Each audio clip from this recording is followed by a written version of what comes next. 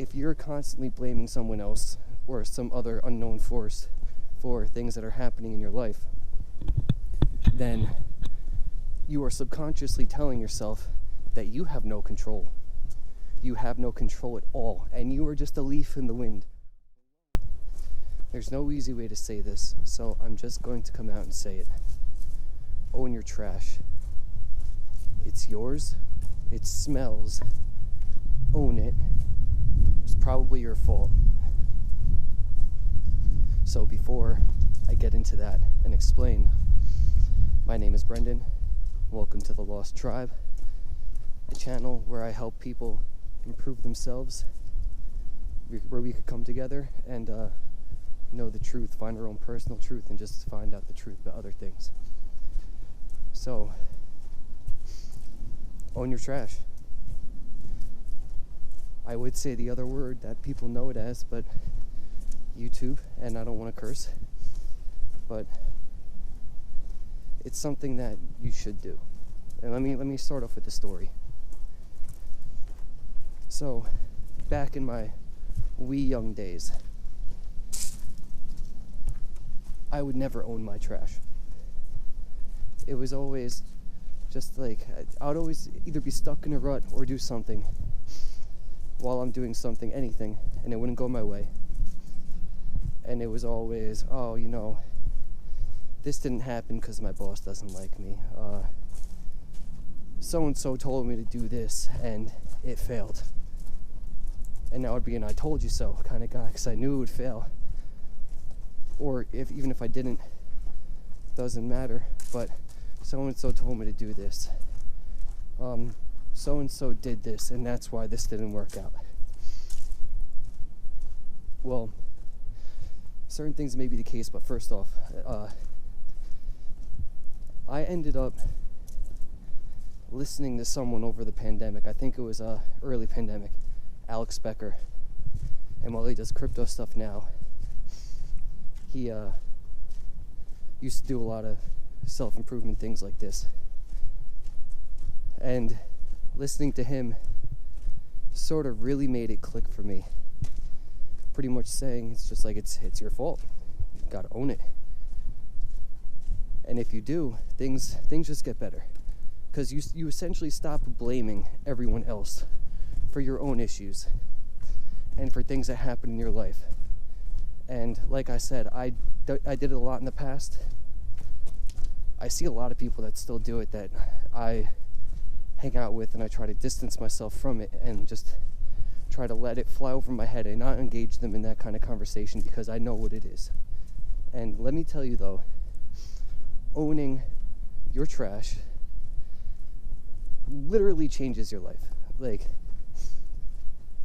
instead of me saying, oh, it's so-and-so's fault, and even when it was like certain things, just for example at work, when I would work as a server, so-and-so would complain or something would happen, and it wouldn't even be entirely my fault, but I'd be like, it's my fault, it's okay. And between like the chef getting mad at me, or like anything else, or even one of the other servers, like I was saying, it would instantly stop the argument because I took blame, because no one wants to take blame. Alright, you're not supposed to see this at the end of the video, but as always, I forgot to add this while I was rambling. So, if you enjoyed the content, please smash that like button, hit the subscribe button with the bell notification to get this content hand-delivered to you. Leave a comment if you so desire, and I want to thank all of you guys who have subscribed already and left comments. You're truly appreciated. Now, back to the feature presentation. Just for example, at work, when I would work as a server, so-and-so would complain or something would happen, and it wouldn't even be entirely my fault, but I'd be like, it's my fault, it's okay. And between like the chef getting mad at me, or like anything else, or even one of the other servers, like I was saying, it would instantly stop the argument because I took blame, because no one wants to take blame. So sometimes it's even like you should even do it when just to like calm the situation down, but especially if it's your own stuff. Just to go back to the previous example of so-and-so told me to do this, so it's their fault. And I did this, and that, and it's their fault because it didn't work out.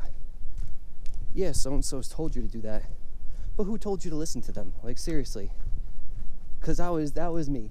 And I realized it's like, do you know what?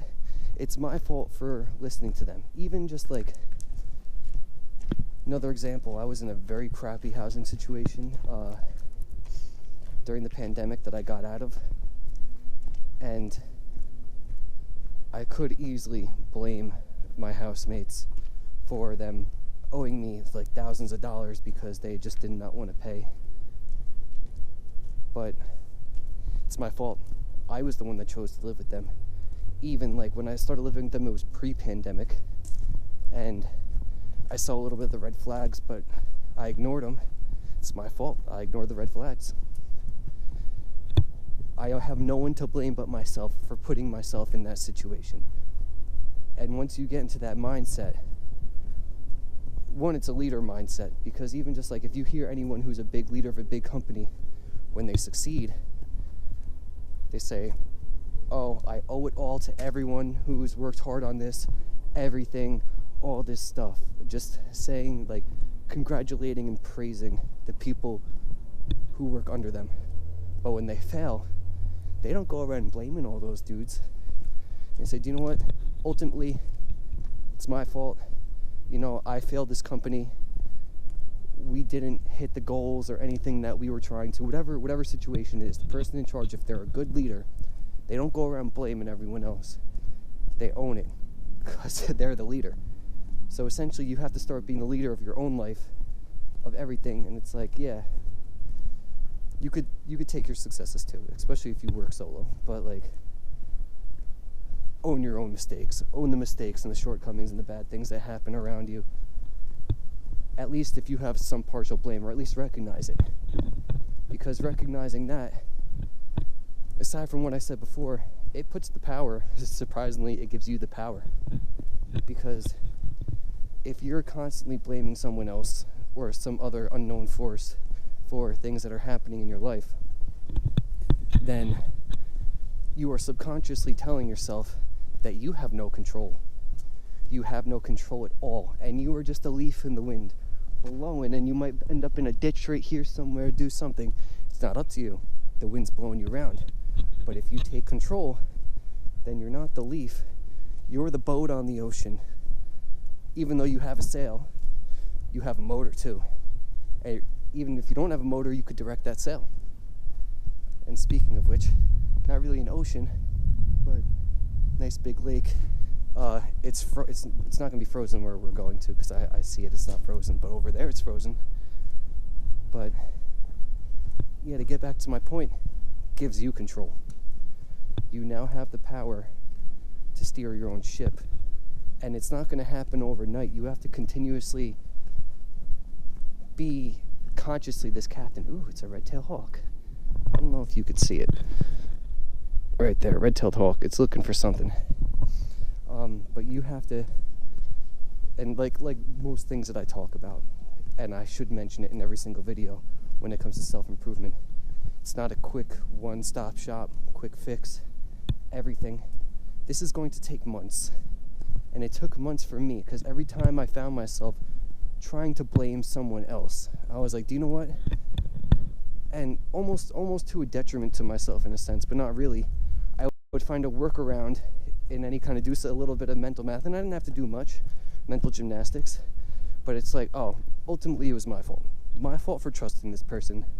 My fault for listening to so-and-so say to buy Dogecoin at fucking 70 cents, like, which I didn't. I'm not that stupid. I hate to say it like that. And if you did, I apologize, because gosh, that one I saw from a mile away. But it was my fault that I committed X amount, some kind of crime, whatever it is. It's not my boy telling me and that it's his fault because he told me. It goes back to that thing where they say, oh, or your parents used to say, oh, if he told you to jump off a bridge, would you do it? I would hope not, because it's asinine.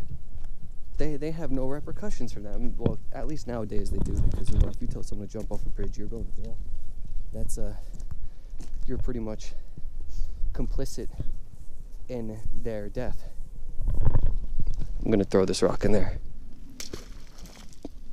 That wasn't as satisfying as I thought it would be. I thought it was gonna kerplunk the ice a little harder, but yeah. Take back your power. And this is a very easy way to do it. I'm not gonna lie. Just accept your shit, accept that it stinks, and it seems counterintuitive, but like I said, no one wants to take the blame. But if you're the bigger person and you take the blame, one, people are going to start looking up to you, because that's what the bigger person always does. And if you just own it and you're not even like sad about it, I mean, if you do something heinous, then be remorseful about it.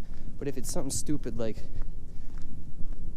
you miswrote down an order or something happened, and like even if there was just multiple people involved and there wasn't enough communication, if you just say, you know what, it's my fault, I didn't talk to you about that, and I didn't allow things to actually work out the way they're supposed to work out, whatever it is, people will look up to you.